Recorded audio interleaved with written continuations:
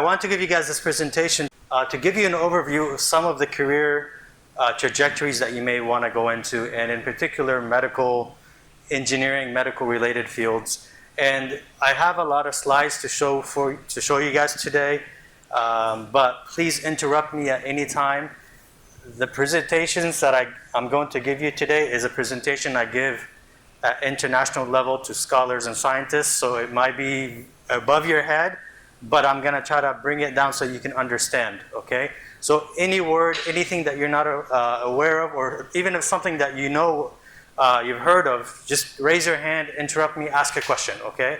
I want this to be interactive. I want you guys to enjoy the presentation. This good? Okay. All right. So before I begin, if you want to find out more about some of the things I will talk about today, please visit my website and you can get a better idea of some of the things that I've done over the many years. So I have a PhD in biomedical engineering, and I have 3 other degrees in electrical engineering and also biomedical engineering. So that's how I got to where I got here today. So if any of you guys are interested in the medical field or engineering field, all these things will apply. If you're not interested in those, it's okay. This stuff should also apply. So I have a website here, some of the things I've done and up throughout my career, and I also like to do some blog posts, just personal things. Feel free to check them out. And I have a YouTube channel, so if you'd like, I do post a lot of the stuff here on there, quick short clips. So if you would like to check out some more of the presentations and follow up with me, please feel free to subscribe. Again, all the stuff you could find on my website, all these social media things. So if you want to subscribe to those, go for it. And one last thing, this is my favorite. If any of you guys like to travel to do humanitarian, global health stuff, this hopefully will encourage you to do that, because of my career and the pathway that I took, I was able to travel around the world and do global health and global engineering work. Feel free to check out these different links that we've done, just images. And that's all I'll say about that. And let's just jump into the presentation. Okay. Anybody here heard of biomedical engineering? Okay, you guys have. Good. Back in my days, biomedical engineering didn't really exist. It wasn't, I just lost the mic. So it wasn't something people heard of. All right, guys, so some of you guys have heard of biomedical engineering. For those who have not heard of biomedical engineering, pretty much what it is you're trying to understand the human body, okay, and applying engineering concepts to it. And when I say engineering, engineering is a field where you're taught to problem solve. Okay, so you've probably heard of, you're doing architecture design, there's electrical engineering, there's mechanical engineering, there's aerospace engineering, there's civil engineering, there's all kinds of engineering disciplines. Biomedical is applying those kind of concepts to the human body so that you can treat the human body, and most of the work that you would be doing is with hospitals, medical doctors, physicians, and to help people get better, help heal people, if you will. So biomedical engineering in general is a very broad subject. What I want to talk to you today is specifically using this field for brain imaging. So looking inside of our brains and understanding what they're doing, if there is a problem in the brain. So you probably heard a lot in the news the last several years about traumatic brain injury or concussions. Somebody playing football or somebody playing soccer and they get hit in the head, or a boxer or MMA or whatever it may be, getting hit on the head, that causes issues with your brain.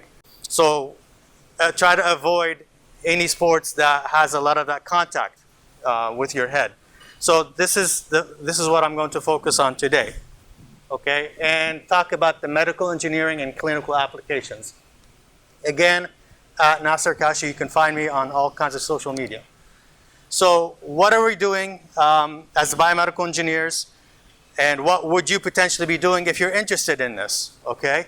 In my case, I focused on medical imaging, and something called image processing. So if any of you guys are artistic, like you're doing here, you're drawing, if you like visual stuff, this is a great field to get into, subfield in biomedical, where you can actually visualize things. You can kind of, if you like colors, I always liked to draw when I was young and color things. So this is what image processing is. Have you guys used Photoshop before? Have you heard of Photoshop? So Photoshop, when you have an image and you're making it look better, the technical terminology for that is called image processing. Okay, so don't let that scare you. So whenever you open up any social media thing and you're putting filters on your face or whatever and making the image look nicer, what you're really doing is image processing. So you're making an image look better. Okay? Some things with the biomedical engineering is that we can look at, yes sir? Is that how we make the image look ugly? Same thing. If you want to make the image look worse, it's also image processing. So anything that you do to an image, whether it's a selfie or it's an image of a scene or it's a medical image, whatever change, filter, manipulation you do to it, the general terminology is image processing. If you want to apply it to medical stuff, then it's called medical image processing. Okay? And this is what you see when you go to the hospital and you get scans and stuff like that. So this is why we want to do this, because of clinical. So let's say you broke your arm, you went to the hospital, and what do they normally do when you break your arm or something? What was that, sorry? Surgery or a cast. Surgery or a cast, exactly. What else? X-ray, right? So they do the X-ray. If it's broken, then they do the surgery and cast, right? All this stuff is biomedical, okay? The technology that they're using is developed by biomedical people, but they're using it in a clinical or a hospital setting, and the doctors are doing that, okay? So then they can improve your life by putting that cast on there. Your body heals quicker. What I do as a doctor in biomedical engineering is I do research and development. So I try to come, as a scientist, you try to come up with new ideas, innovations, so that you can have better technology, okay? And also teaching and mentoring. So if any of you guys are interested in learning more about this, again, reach out to me. I can give you some advice, give you some career advice as well, and direct you in the right way. The cool thing about this field is it's multidisciplinary, meaning you get to learn a little bit about many different fields, okay? So if you don't like to just focus on just one little thing, you get to learn sample different things. So in my case, something called neuroscience, which is the study of the brain, combined with engineering. Like I said, it's a very generic term, plus physiology, which is how the body functions, how our blood flows through our body, how we move our eyes, how we move our hands. All this thing is called physiology. If you get sick, right now we have these masks on because of COVID, right?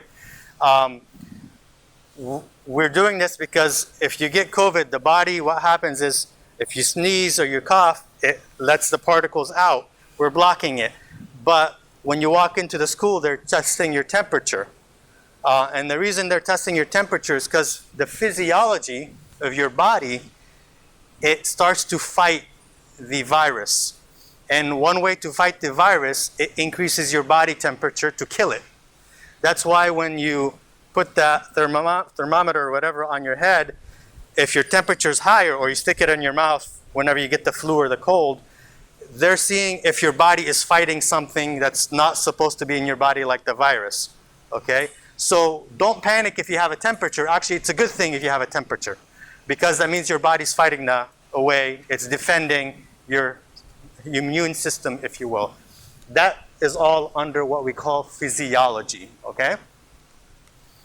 Engineering, it's really, if you like physics, you like math. I don't know if you guys have done physics before, but all of you most likely have been exposed to mathematics. Really, engineering is just mathematics. Some mathematics is not very attractive. We don't like to do it, but some mathematics is actually fun. So it really depends. Like geometry, when you're drawing triangles and stuff like that, that's cool mathematics, at least in my perspective. I like that. But some other, like statistics and something more complicated, I hate it. I think it's not fun. So So the point I'm trying to make is if you like math or if you hate math, it's okay. You can still get into fields like this because you can pick and choose the areas that you may be interested in, okay? Anatomy. Anatomy is where your body organs are. You know, your arm, your leg, your brain, your heart, your lungs. So if you know something about the human body, then you can, if you want to learn something about the human body and really are interested in it, biomedical is a good place to go. Just a quick overview of what we can do with this. This is actual brain scan, okay? I don't know if it's my brain or my brother's brain. It's somebody's volunteer brain, okay? We scanned this brain scan was done here at Children's Hospital just down the road and something called an MRI scanner, and I'll talk about that in a second. So when I said medical brain imaging, this is what I mean. This is the actual anatomy of the brain, and what are some of the things that I like to do, okay, I think we're good, is be able to open up the brain here without opening it up. Now, if you maybe have known somebody who's had surgery, some people actually have to go in for brain surgery. And what happens is you have your skull, you actually have to cut through the skull with like one of these machines. But specifically, yes, I know, right? But it's a much finer, but it's the same concept. Like with construction, how are you going to get to the brain if there's a big, thick, concrete style skull on your head? So the idea is, as in my field, is I want to be able to treat myself, potential other patients, and look inside their brain without having to do that, right? To treat somebody without having to open up their brain. Yes? What is that? No, go ahead, repeat. Yes, so the question is, once you open up the brain, does it heal back up? It does heal, but it takes a long time. And the problem is, if you do open up the brain, what happens is you go in here and most of the time, they need to take a part of your brain out. So it's like, yeah. And why is that good? Why is that necessary?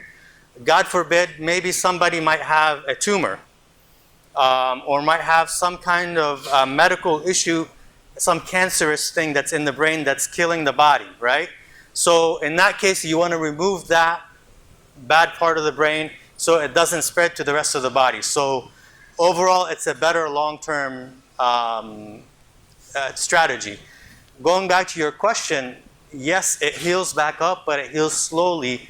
And the biggest issue with the brain healing back is if you start moving around too quickly, just like if you get a scar and somebody needs to put stitches on it, if you start exercising again, that stitch might come off and it might get infected. It's the same thing here because they need to pretty much put the skull back on and stitch it up, right? And if you don't, if this is too gross, guys, stop me. Okay?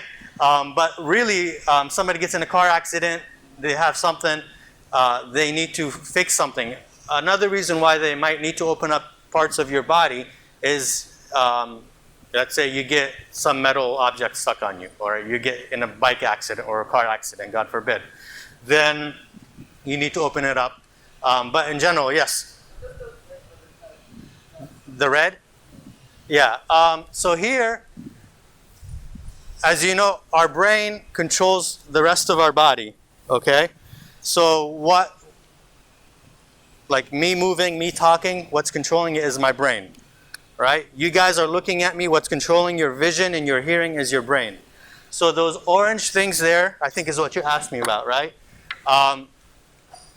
We can do like a map of different parts of the brain or the anatomy of the brain to tell us what part of your brain is looking at me, what part of your brain is hearing, what part of your brain is walking, running, talking, and that's what we call brain function, okay? And these orange things are areas that are responsible for particular brain function. Here, the back of your head is called a visual cortex. So back here is how you see, the back of your head. And the cool thing here about the back of your head, that's the thickest part of your skull. If you feel back there, that big bump, your skull is the thickest back there. The thinnest is probably more around your forehead and up here on top. Okay? So we know and we can map these. So this is some stuff I did, and I mapped moving your hand, looking at something. And we can do this because, again, for patients, let's say somebody has a seizure. Somebody has some kind of clinical condition. You can try to figure out where the seizure is happening and put that on the brain and tell the doctor, the neurosurgeon, hey, this is the problem area, let's treat it, either with surgery or with medication or something like that, okay? Yeah, so this is a cross section. So we went, sliced, we looked into, like, just imagine this is a house that you designed. And when you're looking into parts of the house, like you're cutting it in half, you're looking into it via some software and just some drafting. It's the same concept. That's why I said, if you like art, you like drawing, this is actually a good field to get into because you're using the same concepts, but you're doing it on the human body, okay? So other things you can do with those orange blobs is you can map them on top of your brain and figure out which parts of your brain are doing different things. In this case here, we're using, see this laser here? If I take this laser and I shine it on my hand, you see it, it's on my hand? I can take the same laser and shine it on my head and measure the reflection of that light. So now we're getting into something called optics. The same concepts that you do for your cameras, the same concepts that you use for your glasses, the flashlights. If you ever take a flashlight and put it on your hand, you see how it glows? So if you ever go to the hospital or you watch a show when people are in the hospital, the first thing they do is they put a little thing on their finger or their thumb. That's called a pulse oximeter, okay? And what that's doing is taking a red light, putting it on here, shining it, and then it's putting a detector on the other side. And when the detector's on the other side, it's looking at, in a way, indirectly your heart rate, okay? Using the same exact technology, you can do it on the head, and you can find out which parts of the brain the oxygen's moving in or going away from, and it goes back to understanding function in the brain. Questions on that? Can you relate that to anything? If not, it's okay. All right. So this is something that we can do. We can map. From a mapping perspective, this is the same concept that you would do if you do like satellite mapping or if you're GIS, what's Geographical Information Systems or something, where they actually scan the land and they survey it and they tell you where there are actually hills in the land, where there's lakes in the land. It's the same concept, but now we're doing it with blood flow. Okay? And what we can do is, hopefully this works, we can watch the blood changing in the head in real time. Yes, we have blood in our head, yes. So our entire body is pretty much blood, and the majority of our body is actually water. So there's always something flowing in our body.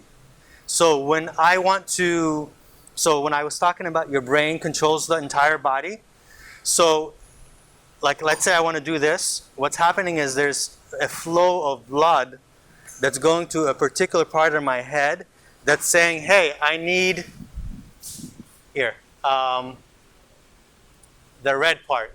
That red part there tells me that part of my brain needs energy and blood so that I can do this. So we can map how each individual person's brain is working. Yes? If you get headaches, yes. The question, that's a very good question. The question is, if you get headaches, does that mean your brain is not getting enough oxygen from the blood? Yes and no. So headaches could be a factor of many things. Sometimes it could be you're not drinking enough water, okay, and that's affecting your blood flow. Sometimes you're drinking too much coffee and you're getting too much blood flow. So somebody who has high blood pressure, that blood flow is very high. So you get a lot of blood in your head, and there's so much pressure. And that could be the headache. Sometimes you feel the headache here. If you feel the headache here, especially in Ohio, it's maybe because you have sinus congestion because of the allergies. So there's pressure there, and it's causing pressure into your head. If you get it in the back or different parts of your head, it could be different causes, but yes, you can think about it that way. Not having enough blood flow to your head is sometimes why you might get dizzy and have a headache that way, and you just want to lay down. So it really depends on what's going on to treat it. But one thing I will tell you, if you have a blood pressure, so it's a blood issue in your head that's causing you a headache, whether it's high blood pressure or low blood pressure, drink water. Water will equalize that, whether it's high or low. So it's always good to drink water and not be dehydrated. What's that? Seizures? Seizures, you can control seizures with your diet. So most of the time the doctor will give you medication for a seizure, okay? If it's severe. But if somebody has just partial seizures or not too much, then it could be controlled with a diet, meaning there's something called the ketogenic diet or ketogenic diet, where you pretty much cut out your carbohydrates from your body and eat more protein and more fat. It's been shown that if how you eat will affect or minimize or eliminate seizures, especially in young adults and children, okay? So yes, that's a very good question. Now, some people, they have a seizure because they probably have like a tumor in their head or something, God forbid, then that diet is not enough. They actually have to cut open the brain and do stuff or give you medication. But in general, most people's seizures can be controlled with eating healthy, taking care of yourself, as well as headaches. But just looking at your phone all day will cause headaches. And that's called tension headache, because your eyes are focusing. And do you know how many muscles are in the eye? Did you guys know there were muscles in the eye? You say 2? Now we got to get closer because I can't hear. You said there's like 4 or 5. 4 or 5? So we got 4 or 5 muscles in the eye here. Who says more? Who says less? 6. 36. Okay, we got 36, 4 or 5. What else? Anybody else have another? Yes. I gotta come closer. 64 muscles. So we got 36, 64, 4 or 5 and 6. Anybody else? Muscles in your eye. It's kind of a trick question, actually. You have muscles in your eye. Eye muscles. Is the whole eye a muscle? That's a good question. It's not considered a muscle. It's considered an organ, if you will. Kind of like your heart, your lungs, same thing, yes. Okay, so the question is what type of organ, okay? So before I answer that question, and I answer the muscle thing, so when I don't think any of you guys are driving yet, but when you go get your driver's license, they ask you, do you want to be an organ donor? Organ donor means like, will you donate part of your body after you pass away for somebody else to use? So that could be your liver, your kidneys, your heart, your lungs, pretty much any part of your body. And one of the things you can donate is actually your eye. So the question is what type of organ it is? It's just your eye.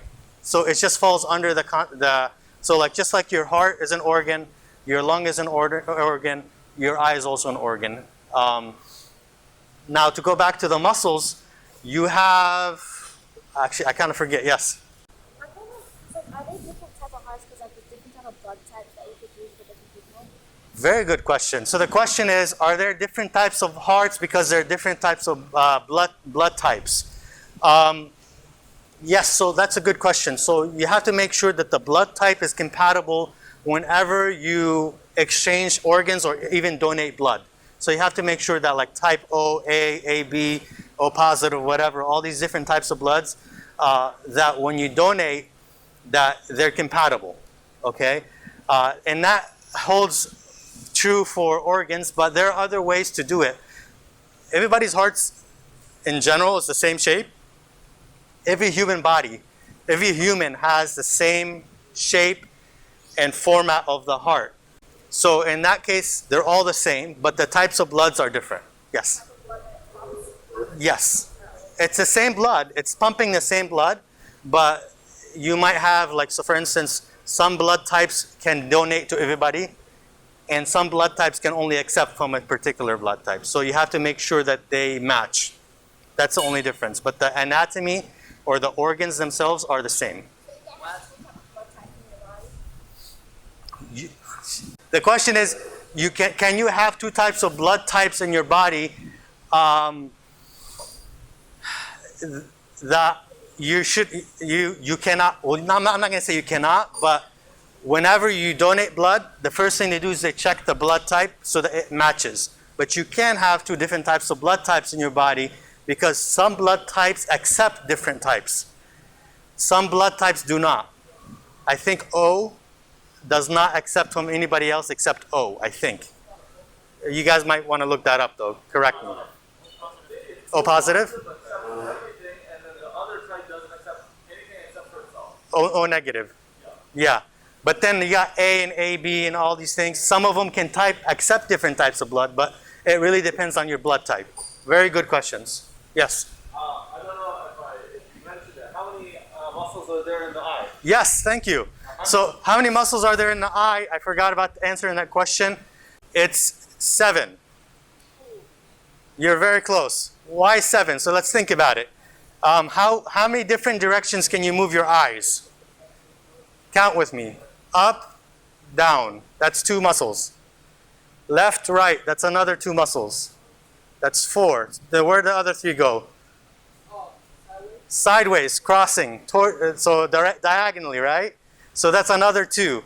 So you have, this is for one eye. You have 2 on the sides that move your eyes left and right. Kind of like if you're riding a horse. You can move the ropes left and right. Okay? And then you have 2 muscles on top and bottom to move your eye up and down. And then you have the corners to, if you want to cross your eye or go, some people are better at it than others, or go diagonal. So that's 6. What's the 7th muscle? The eye. You're blinking. So when I close my eyes, closing now, why did I lose the eyelid? The eyelid is your 7th muscle. Okay? So that's some quick anatomy there. Yes? You said that brain is responsible for so many functions. I said, how does it relate to autism? Oh, very good question. So how does the brain relate to autism? Okay? So autism, and now it's called autism spectrum disorder because there's a range of where somebody may fall on that. It relates directly to autism. So how we interact with people, how we avoid people, how we communicate with people, how we think, that's all controlled by our mind. And so somebody who might have some form of autism, it's because it's in their mind. I'm not saying it's fake, it's real, it's in their mind. That mind is a little different. Okay, I'll answer that question in a second. Some more. Yes. Autism, but you get it after. What is it? What if you're not born with autism, but you get it after? Okay, so the question is, so we're on autism now. So the question is, what if you're not born with autism and it comes later on? So when you're born, there's a critical period of brain development. Okay. That brain development, if something stops it or interrupts it in one way or another, it could cause autism. It could cause other issues. Most of the time, autism is not noticed till when you're when you're a little older. Not most of the time, but some of the times. Most of the time, you can determine autism early on, and one way to tell if a baby has autism, like not later on, but as a baby, they can't look the mom or dad in the eyes. That's one sign. I'm talking about just one particular autistic perspective. Again, it's a range. So like if you're holding your baby and the baby is not looking at your face, because as the brain develops, there are several things that the baby brain needs to do. It needs to suckle, so there's a natural instinct to suckle, whether it's a pacifier or milk or whatever it may be. And also it needs to look. So the baby's curious. It's looking all over because it needs to develop the visual cortex, the back of the brain. If there's something, maybe the baby was dropped, or there's some trauma, there's a car accident or something, where that baby can't see anymore, that infant will grow up with having visual issues. The same concept with autism. If there's some kind of trauma as the baby brain is growing, developing, that could cause issues like autism. It could be severe, it could be very mild. Okay? What's that? Can it be cured? Can it be cured? Yes. So can autism be cured? So far there's no cure for autism, but there's prevention of autism. And there's ways to work with it. So one of my good friends, he's autistic. And being autistic is not a bad thing, by the way, guys. The reason now we're talking about autism a lot these days is because technology, biomedical technology has advanced, so we can pick it out a lot more easily. Back in the days, there was autism, but people didn't really understand it because they didn't have the technology to understand it. So having autism is not necessarily a bad thing, and it's not like a taboo, because some of the greatest scientists were autistic. Some of the greatest mathematicians. Because the way the mind works is if you have a deficit in one thing, it compensates and gets better in another. So that's why you see a lot of autistic people might be very good in math, might be very good with colors, might be very good with memorization, because their brain has compensated for something they may have lost earlier on. So I have a good friend who's autistic, and when he communicates, when we talk, normal, it's just he doesn't make eye contact. He's talking to me, but he's never looking straight in my eye. But he's very smart. He's smarter than me, right? But when he types an email, it's the most eloquent email I've ever seen in my life. Like, it's very detailed, very formal. It's like he could be a novel writer, you know? So the reason I'm telling you this is, don't think that autism is a bad thing. If somebody has it, you can adapt with it. And knowing how to adapt to a child or an adult who has autism is the key for somebody who has that, right? You might have a sibling, or some people joke and say most engineers are autistic in one way or another. And I'm an engineer, so I can understand it a little bit. Because when they think autism, they think somebody who's antisocial, who doesn't like to interact with people. And most engineers, they like to stay by themselves, or computer scientists. It does not necessarily mean you're autistic, but it's just, it's a quality that autism you see with autism. That good? Kind of answer your questions? I'll show you another image. Yes? 1 second. Let me just play this while you ask the question. Yes? What is that? Like tics and Tourette's, Oh, yeah. Okay. Good. I like this. Questions. So the question is, what about Tourette's syndrome or disease or tics? That's also a brain issue. Okay? Again, and I love these questions because it tells me you're comprehending what I'm saying. So somebody who has a seizure or autism or Tourette's syndrome or any other issue where there's something called dystonia, where your muscles tighten up, cramp up, or you can't control some of your limbs, or you just behavioral issues, all this is in the brain.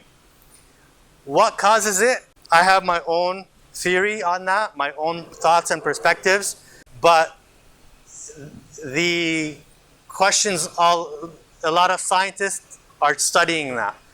I think having a healthy lifestyle, so deficiencies in one thing or another. So let's say somebody lives in poverty and doesn't have access to particular vitamins or particular nutrition, or maybe somebody, their parents didn't live a healthy lifestyle.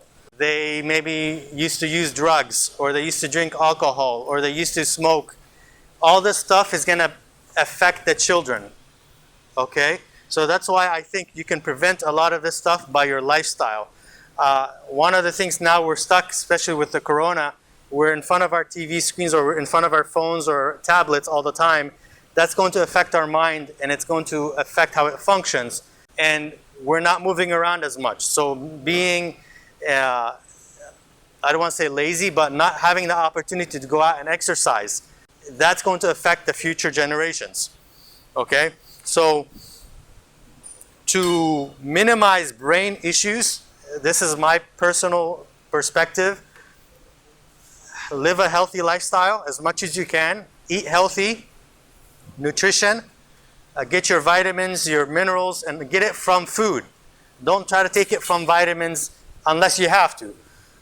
Minimize any medication that you can take, like you have, unless you have to, don't take medication, okay? Nowadays, people get a little headache, they pop some Tylenol or whatever. If you can avoid it, avoid it. Get some sleep, that's a better medication for a headache. Drink water, better medication for a headache. Eat healthy, squeeze some fresh orange juice, much better than buying orange juice at the market. So what you put in your body is what's gonna reflect in your health. If somebody's smoking, doing drugs, doing stuff, drinking, all that is gonna affect their body and it's going to affect the genetics and the body and the blood of their children. Okay, and that will increase the chances of their children being born with a brain issue and having these issues. I'm not saying that's what causes it. I'm just saying that would increase that. Trauma. Unfortunately, a lot of us might have had trauma in our lives. Trauma might also affect how we're raised and our brain develops. So I want to stop here, guys. I can talk about this forever, but let me just show you what this is here before I stop. One of the things we do with biomedical brain imaging is we can look at, and let me see if I can play this again. This is your brain. And in our brain, there are things called fiber tracts, okay? And these fiber tracts, this is another way of looking at your brain. These are the connections between all of your brain, and they're like the highways and the roadways and the alleys and the side streets that allows one part of your brain to communicate with another part. So you see here, I'm zooming in on it a little bit. If there is an issue in your brain, let's say like we're driving down 70, there's construction, and that road you have to slow down because of the construction or go another route. If there's a tumor or some kind of cancer in the brain, the same concept happens there. These little blue, green, and red lines, they have to go around that. And if they go around it, it may cause maybe autism, maybe. It may cause another dysfunction in the brain. Until it's treated, that's going to be a problem. So that's why sometimes you actually have to open up the brain and take that thing out. And then these roadways, it's like the detour of the traffic. Once it's fixed, then the traffic goes back to normal and the signals between different parts of your brain start communicating again. Okay? So I'll stop here, guys. I can come back and talk more about this later. Like I said, check out my YouTube channel, subscribe, send me some messages. So backing up a little bit, whatever field, whether it's medical imaging, biomedical, neurology, medicine, engineering, don't let something like a little topic scare you away from it. As long as it's something that you're passionate about, and you don't have to be 100% the best in it, but it's something that you feel like, I like doing this, then you'll be successful. And it's the ones who work hard that will be successful. And the ones that don't work hard, they're the ones that are eventually gonna walk away. So anything in life, guys, you have to work hard for it. So sometimes I see this quote or the slogan, work smart, not hard. I think that's the stupidest quote that you can ever say. Because nobody can work smart if they haven't worked hard before. It's a lazy person's way out. Because in order for you to work smart, you have to work hard to achieve that intelligence and that knowledge so that you can work smart. So before being able to work smart, you have to work hard to reach a level where you can say, oh, I can do this in a better way. But you would not know how to do that in a better way if you didn't work hard to begin with. You understand what I'm saying? So you might reach a level where you can work smart, not hard, but in order to reach that level, you have to work hard for a long time so that you can work smart.